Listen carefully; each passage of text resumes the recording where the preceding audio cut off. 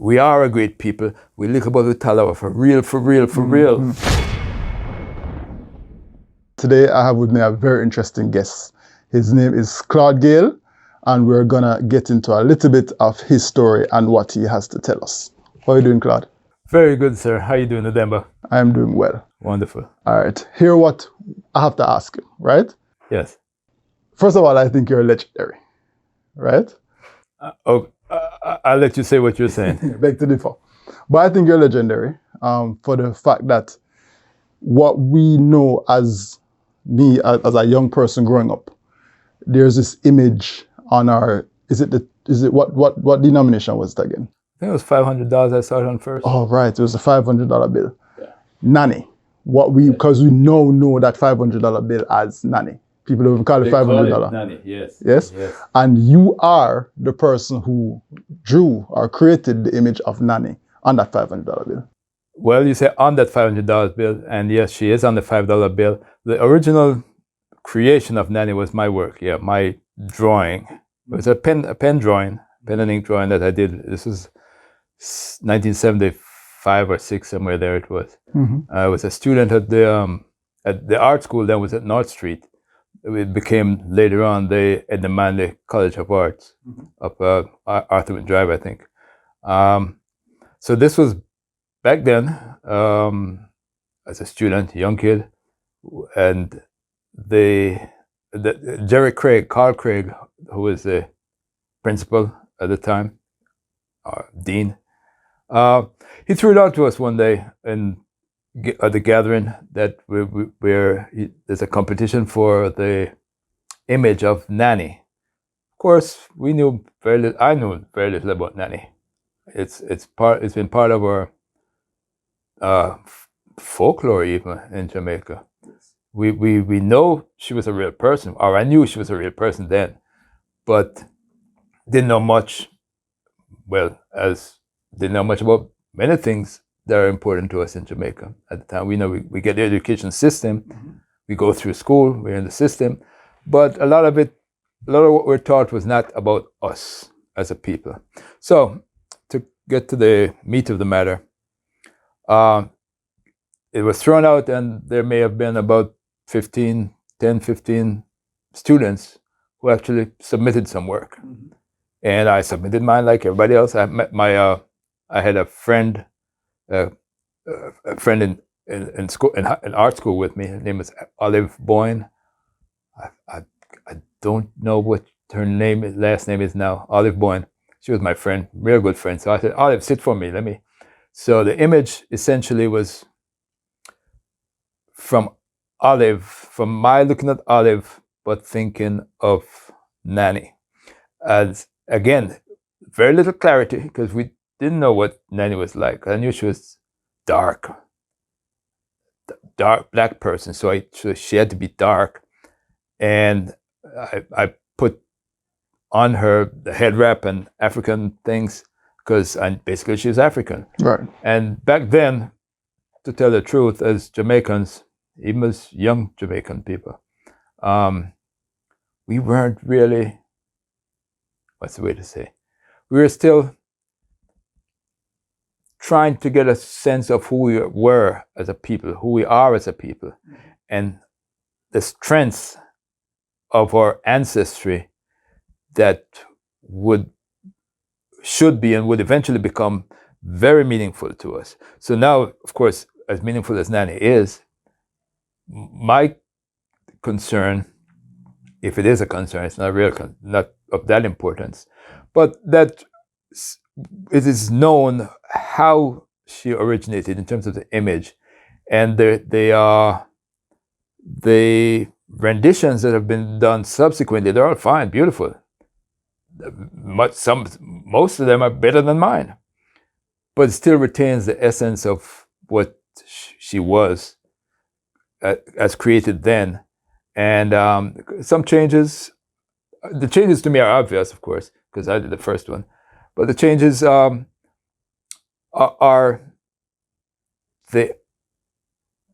these are the impressions that other artists have taken from the original to create their own. And that's all fine and wonderful. So I just wanted to, in meeting you, to set the record straight a little bit, just so they know. There were no photographs when Nanny was around. So the government, I think at the time, or the information service, wanted to create images for our celebration, just as they did for Sam Sharp, which I'm also familiar with how that was created. But that our children, our children's children, I think, should know the truth. So, however it is, ugly or pretty, it's the truth. So they should know how it came about and celebrate it as such, as someone's image, someone's rendition of an idea that evolved in somebody's head, my head at the time. All right. So my question is, I'm very interested to learn this. How did it end up on the $500? Oh, I have no idea, because it was a competition that the Jamaica Information Service, or was the API, I forget at the time. It was theirs. It's their product. I mean, they had a competition. They selected my drawing, and they were free to use it however they wanted. Yeah. So they basically said they no own the rights to the image. They didn't have to say it. I mean, they did pay me a little check for it. I think $75. I think at the time it was still that, but you're a student. It's not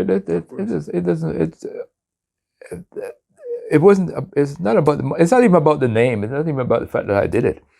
It's theirs. It's for them to use. I'm pleased that they use it, and that Nanny is getting the recognition globally that she couldn't have even imagined in her time. And that's a celebration for us as Jamaicans. That not only the connections with our Africanness. I went to Ghana, and they have I see Nanny all over the place. Not all over the place. I mean, I'm not doing it literally, but it wasn't strange. Nanny isn't strange in Ghana. Of course, neither is Bob Marley and Marcus Garvey. It's all good in that one wonderful way. I have gotten compliments. Somebody in my group mentioned that I did the original drawing of Nanny, and people taking pictures of me, and I'm like, whoa, like I'm a celebrity. But it's just something you do as a kid, as a young artist, following instructions, and you produce something. The fact that it's going to outlive me, not my image, of course, but other renditions going to outlive me is very important. And I think the honesty that is required. We see what's happening with with who we thought Paul Bogle was,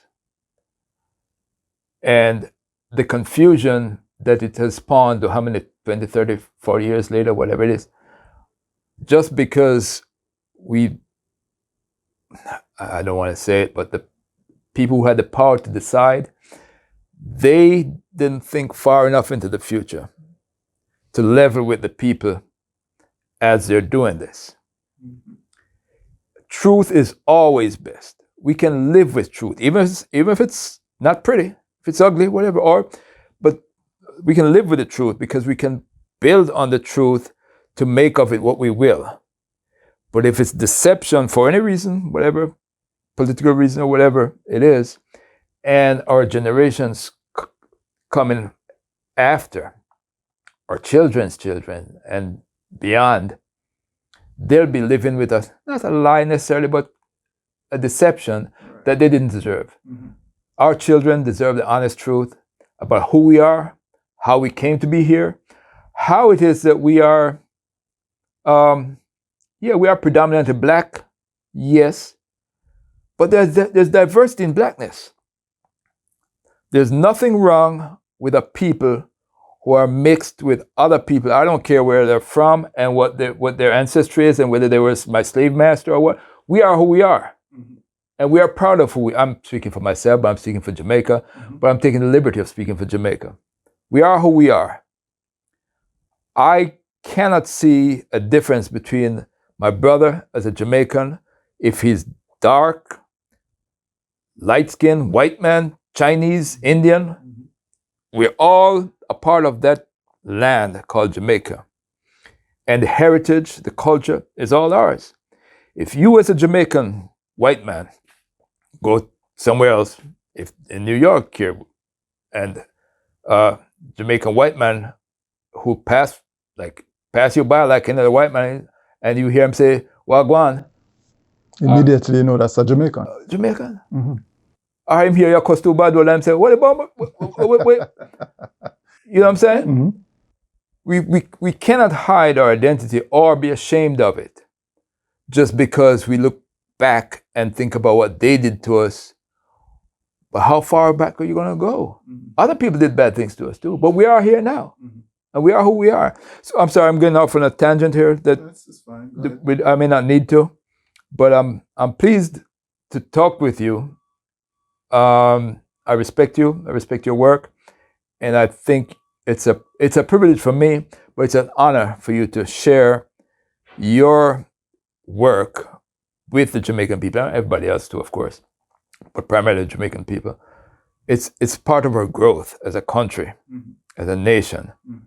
And we have much more work to do, yes, but I'm proud, by and large, of what we've done so far, because with all the struggles and even the negative things that we see, it's a part of the growth process. It's a part of the growth process. And we have to conquer these challenges. We have to bring the best out of all of us. Right. Humble people who start with nothing. The humblest of beginnings can rise to the top in Jamaica. Just because of who we are, and we know that with ambition and drive, you can make, there's nobody that can tell you that you can't be the best that you want to be in Jamaica for reasons that are beyond you. Maybe other reasons like, you may not have the capital to do it, or illness. I'm not wishing anybody anything bad, but I'm saying there are countries on this globe where, because of who you are, the caste that you're born in, the color of your skin, the accent that you have, your religion or faith, you can be limited in what you can achieve, what you can have ambition to aspire to, and you will be limited by things that are beyond your control. Our Jamaica, we want to get to that place. We will get to that place where now it's not about who your family is, whether you're a member of the Tapanaris class or you come from jungle. You should have an opportunity like everybody else to get your education, follow your dreams, make yourself and your family better than they were the generation before. I'm sorry if I'm preaching now, and we've gone a long way from the original point. But it's fine. I think for me, if I get an opportunity to speak about it, which is what I'm doing now, these things are important to me.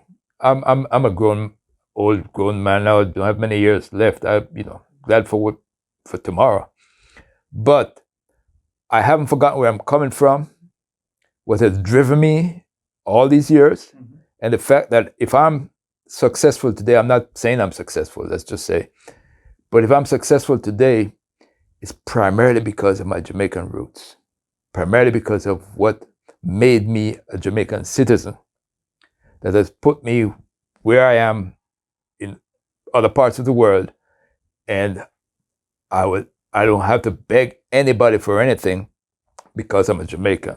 I know how to work for what I want, and I know how to get it above and beyond the obstacles that are put in my way.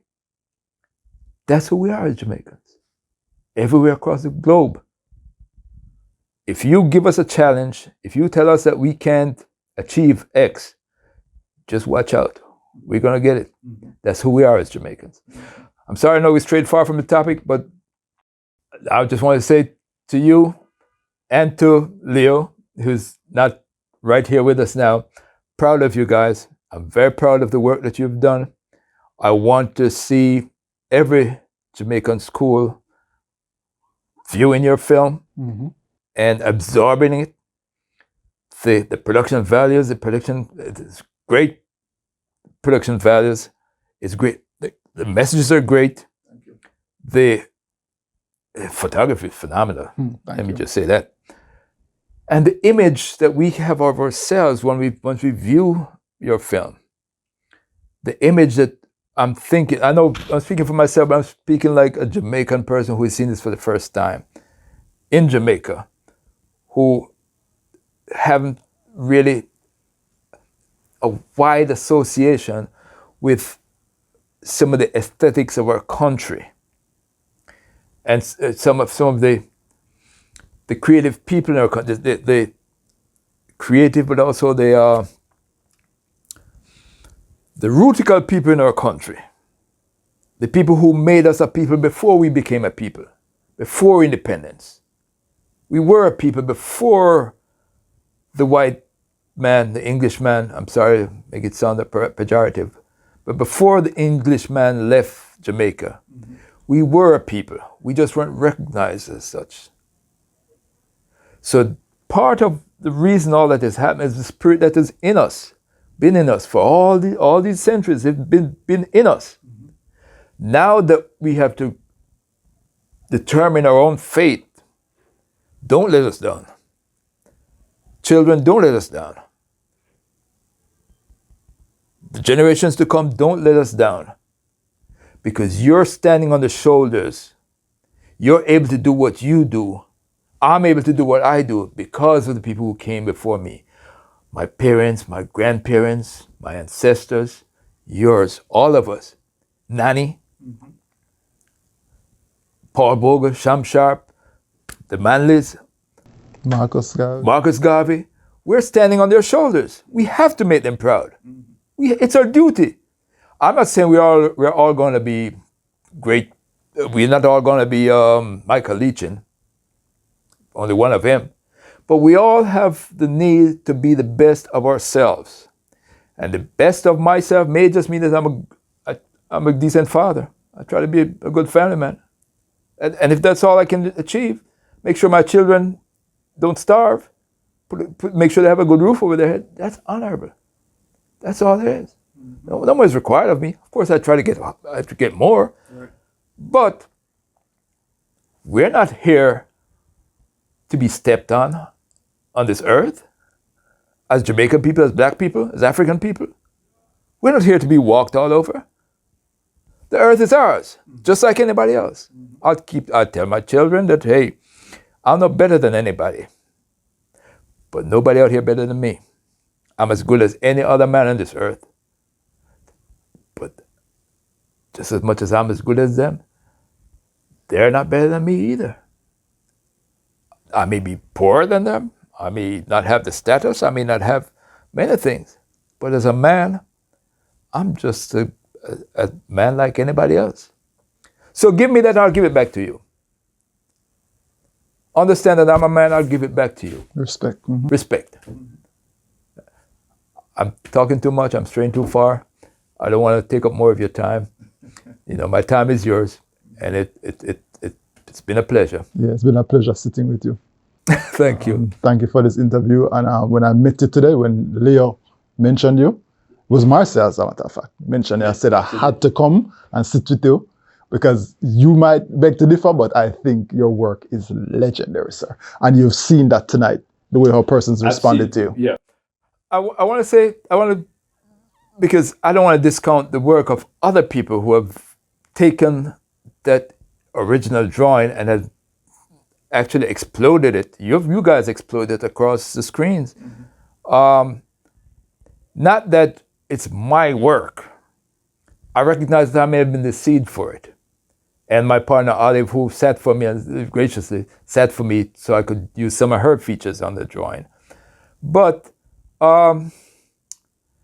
it's not mine, it's Jamaica's. If anything, it's Jamaica's, and they're free to use it however they want. I'm glad when it's used positively.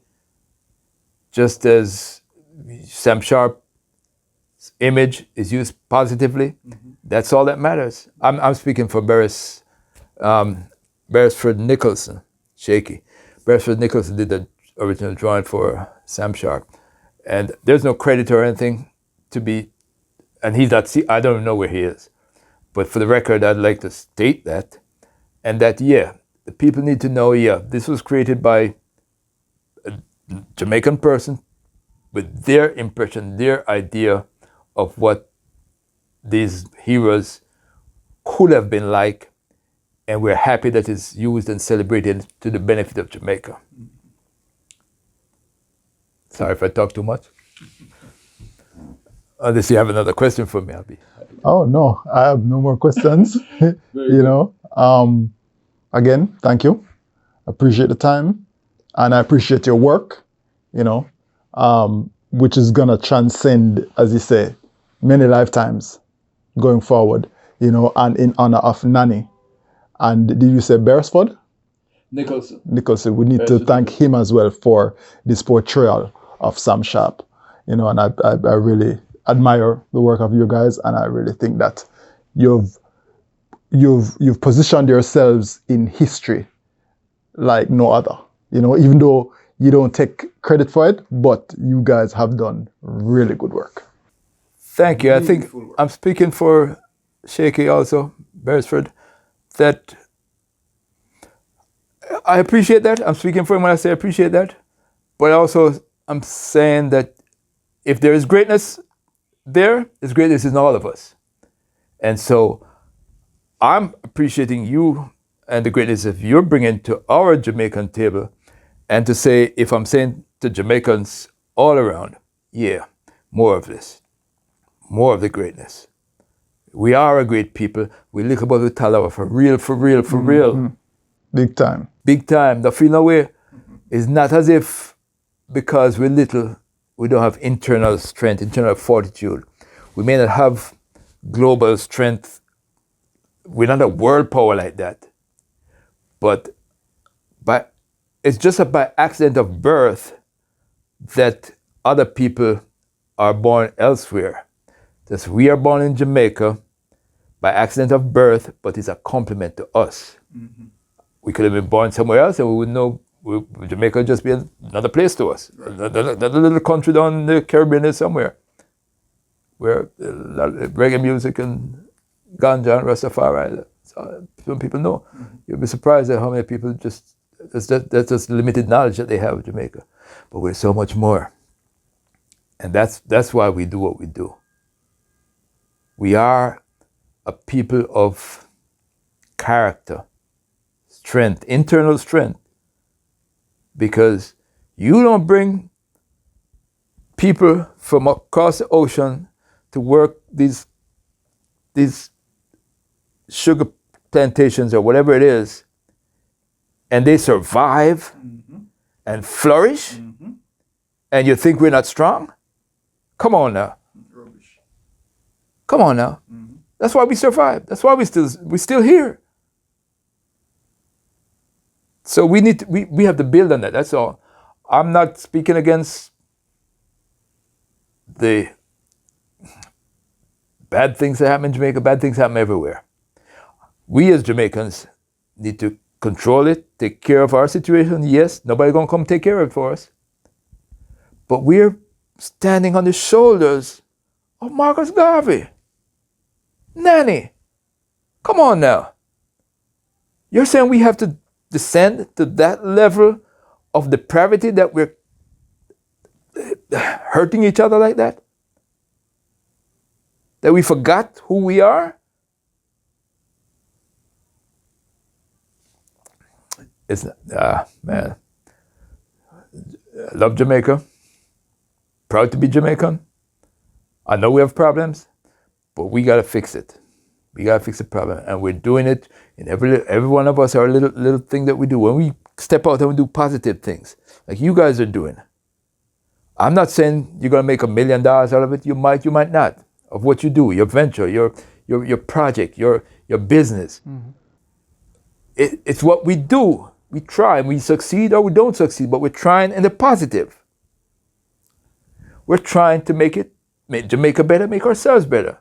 Nothing wrong with that. I would never tear down Jamaica as much as we know we have issues, we have problems, we gotta fix it. It's ours to fix. Nobody gonna come fix it for us. True. We gotta fix it. I'm proud of you. Thank you. Proud of what you do, man. Thank you. Thank you for spending time with me. You're welcome, brother. And it was a pleasure meeting you. Ultimate and great pleasure meeting you. All right, you can just go ahead and tell me about this work that I'm looking at. Basically, well, as you can see, I made sure she was a very dark person. Of course, I added this clarification here because of the African nature of her, and of course the beads and stuff. I didn't know much of how to adorn her to be truly African, but I did recognize when I put the scarification on, and the beads and the head wrap, and you can see it's changed. It's been changed a bit, but that was my original, or a copy of the original, really, because the original was somewhat bigger. Mm-hmm. So hold it up a little bit. Let me see. Turn it to the camera. Oh, right here. Mm-hmm. So you're saying this work is the original portrait that you had drawn? Right. It's a copy of the original rendition. That's correct. See, their little scribbling there says "winner" from, I guess it was API or whatever it was, or JIS, and they gave me back a copy of it. I have that stored at home, but I made a photocopy for you. I'm sure that in their archives they have the original, but it's been done and redone several times since then. Okay.